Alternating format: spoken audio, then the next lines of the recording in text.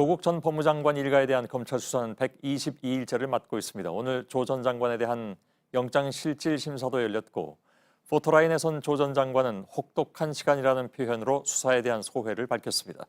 검찰이 주장하는 구속 필요성에 동의하지 않는다고도 말했습니다. 현재 서울 동부지방법원은 영장 발부 여부를 고심 중에 있고 조 전 장관은 서울 동부구치소에서 그 결과를 기다리고 있습니다. 먼저 김민관 기자입니다. 조국 전 장관은 오전 10시를 조금 넘어 법원에 도착했습니다. 그동안 5차례 검찰에 소환돼 조사를 받았지만 카메라 앞에 선 건 이번이 처음입니다. 조 전 장관은 우선 4달 넘게 이어진 검찰의 수사에 불편한 감정을 드러냈습니다. 첫 강제 수사 후에 122일째입니다. 그동안 가족 전체를 대상으로 하는 검찰의 끝이 없는 전방적 수사를 견디고 견뎠습니다. 혹독한 시간이었습니다. 검찰이 적용한 직권남용 혐의도 인정할 수 없다고 밝혔습니다. 저는 검찰의 영장 신청 내용에 동의하지 못합니다. 오늘 법정에서 판사님께 소상히 말씀드리겠습니다. 구체적인 혐의 내용을 묻는 취재진의 질문엔 답하지 않고 법정으로 들어갔습니다. 4시간 20분가량의 심사를 받고 법원을 빠져나올 때도 질문이 이어졌지만 입을 굳게 닫았습니다. 조 전 장관은 서울 동부구치소로 이동해 결과를 기다리고 있습니다. 구치소 앞에는 지지자와 반대자들이 모여 구속 찬반 집회를 진행 중입니다. JTBC 김민관입니다. 이번에는 영장 심사가 진행 중인 서울 동부지방법원을 연결하겠습니다. 박민규 기자가 연결되어 있습니다. 자, 결정은 오늘 자정을 넘길 것 같긴 하죠. 어떻게 봅니까? 네, 법원은 아직 언제 구속 여부가 결정될지에 대해서는 말을 아끼고 있습니다. 예상할 수 없다는 얘기인데요. 오늘 이 결정을 하는 건 권덕진 영장전담 부장판사입니다. 앞서 유재수 전 금융위 국장에 대한 구속영장을 발부한 판사입니다. 앞서 4시간 넘게 법정에서 조 전 장관 입장을 직접 들었고요. 오후 3시부터는 5시간째 검찰 수사 기록을 검토하고 있습니다. 예, 이제 쟁점은 조 전 장관이 유재수 당시 금융위 국장의 비위를 얼마나 자세히 알고 있었느냐 하는 것이겠죠. 그렇습니다. 검찰은 조 전 장관이 이 비위를 상당 부분 조 전 장관이 알고 있었을 거라고 의심합니다. 그러니까 조 전 장관이 심각한 비위를 파악하고도 감찰을 중단하라고 지시한 최종 지시자라는 겁니다. 따라서 민정수석 재직 시절에 직권을 남용한 것이고 이로 인해서 특별감찰반과 금융위원회가 역할을 못하게 했다. 즉 권한을 행사하지 못하게 했다. 이런 논리입니다. 예. 자, 조 전 장관의 입장은 감찰 중단이라는 것이 잘못된 프레임이다 이렇게 주장하고 있지 않습니까? 그렇습니다. 지금 검찰 수사를 통해 상당 부분 드러난 유 전 국장의 비위는 당시에는 일부만 알고 있었다. 또 감찰 결과는 실무자들이 낸 의견을 근거로 같이 결정했다. 이렇게 주장을 했습니다. 감찰을 더 할지 아니면 수사기관 등에 넘길지 같은 여러 가지 선택지를 보고받았는데 이 가운데 금융위에 통보하는 안을 선택했다는 겁니다.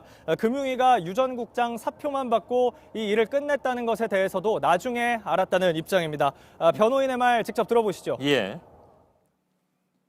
해당 기관으로 이첩하는 걸로 결정을 했고 그 결정을 집행하는 것은 밑에 또 비서관이 하는 것이어서 예, 그러니까 다시 말하면 여러 가지 안이 결재로 올라왔고 그 중에 한 가지를 선택했다. 그러니까 정무적 판단이다. 이런 얘기로 해석하면 되겠군요.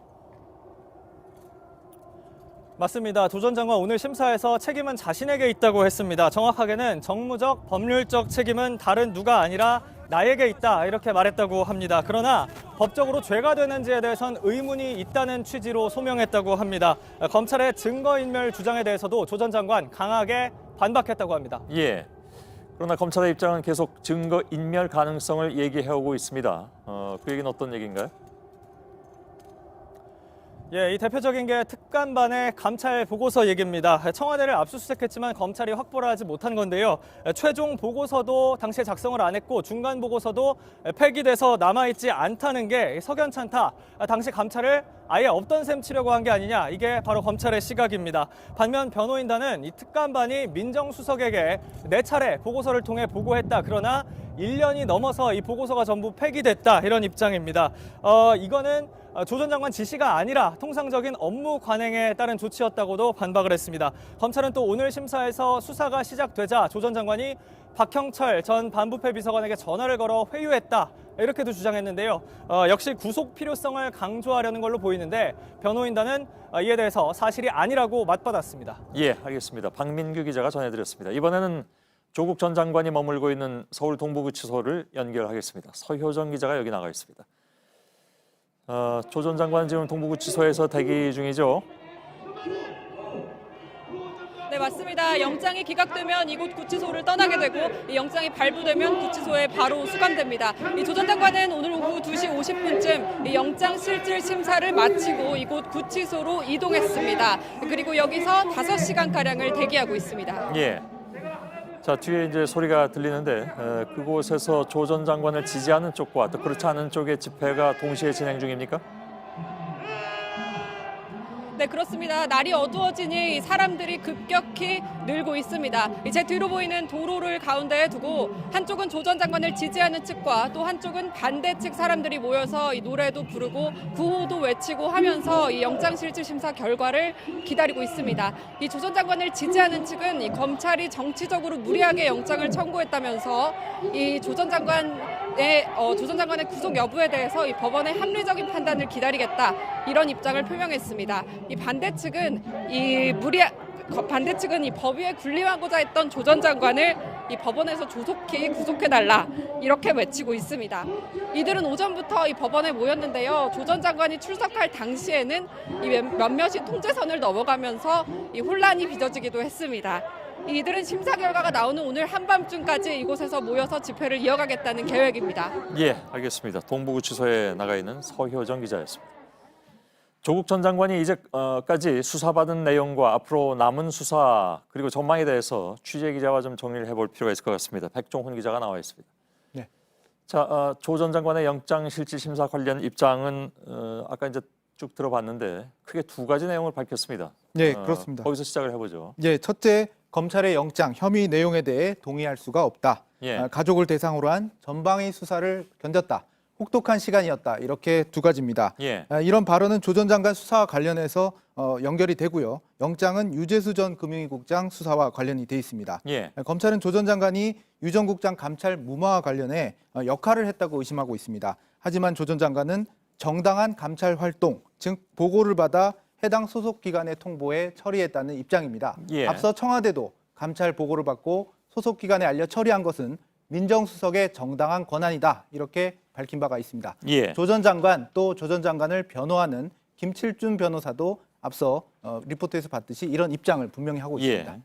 가족에 대한 수사를 언급한 대목은 결국 이제 가족에 대한 전방위 수사, 이른바 먼지털이식 수사다라는 주장인 것 같고, 아무튼 그 입장을 계속 밝힌 것으로 볼 수가 있겠군요. 예, 지난 8월 말이죠. 그 압수수색으로 가족 의혹에 대한 수사가 시작됐습니다. 조 전 장관의 오촌 조카 조범동 씨, 동생 조모 씨가 구속되고 재판에 넘겨졌고요.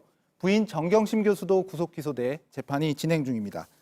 앞으로 일주일 이내, 즉 연내에 조 전 장관도 기소될 가능성이 높습니다. 예. 이 내용은 이도성 기자가 리포트로 정리했습니다. 한번 예. 보시겠습니다. 조국 전 장관 일가를 수사 중인 검찰은 조 전 장관을 다음 주 재판에 넘길 예정입니다. 수사가 시작된 지 4개월이 지난 데다 관련자들의 재판이 본격적으로 시작됐기 때문입니다. 검찰은 조 전 장관이 딸 조모 씨에게 서울대 공익인권법센터의 허위 인턴 증명서를 만들어준 것으로 의심하고 있습니다. 앞서 검찰은 부인 정경심 교수가 허위 인턴 증명서를 딸이 사용하도록 했다면서도 누가 작성했는지는 밝히지 않았습니다. 검찰은 공직자윤리법 위반 혐의를 적용할지에 대해서도 고민해왔습니다. 조 전 장관은 민정수석이 되면서 재산 공개 대상이 됐습니다. 검찰은 정 교수가 출자액을 속여 사모펀드에 투자하고 타인 명의로 주식을 사면서 법을 어겼다고 밝혔습니다. 조 전 장관은 또 동생 조모 씨의 웅동학원 허위 소송에 관여했다는 의심을 받아왔습니다. 하지만 조 전 장관은 검찰 조사에서 혐의를 모두 부인하고 진술 거부권을 행사했습니다. JTBC 이도성입니다. 리포트는 잘 봤습니다. 저희가 보도해드렸는데 현 송철호 울산시장하고 당내에서 경쟁하던 임동호 전 더불어민주당 최고위원에 대해서 압수수색을 할 때 여기도 조 전 장관이 피의자로 적혀 있었단 말이죠. 그래서 이 부분에 대한 수사도 지금 남아 있는 상황 아니겠습니까? 예, 그렇습니다. 조 전 장관은 이 부분에 대해서도 조사를 피하기 어려워 보입니다. 자유한국당이 송철호 시장과 그 측근 등에 대해 고발을 해서 임동호 전 최고위원에 대한 압수수색이 진행이 됐습니다. 조 전 장관도 피고발 대상이어서 임 전 최고위원 영장에 피의자로 적혀 있다는 것입니다. 예. 이번 하명수사 의혹은 송철호 시장의 측근인 송병기 현 울산시 부시장이 수사에 협조해 시작이 됐고요.